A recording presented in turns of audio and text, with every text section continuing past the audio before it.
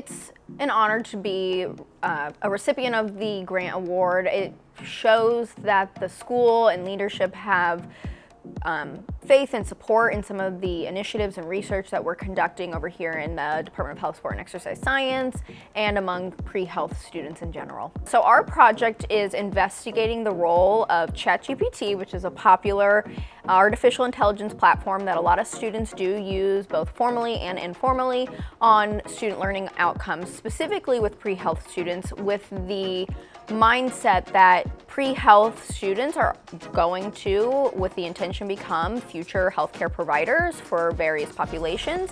And we want to know whether or not artificial intelligence is shaping them to be ethical, civic leaders in that health realm. And so we want to challenge seeing whether or not interacting with artificial intelligence when assessing and reacting to a difficult ethical situation will enhance their ability to care for future populations or potentially inhibit and require them to reflect a little bit further in their educational experiences.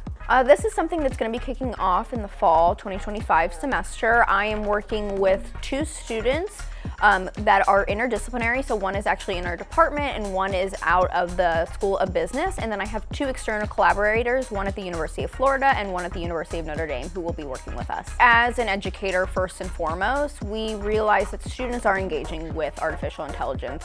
They're using it to help them respond to emails, write letters, write papers, quite frankly, even if it's for or against school policy. And so we wanted to meet students where they're at, knowing that this is something that they are using throughout their education, to see whether or not it is truly allowing them to become better future health providers, or potentially something that we as educators and instructors need to combat in their ability to develop empathy and assess people as people rather than as numbers and stereotypes.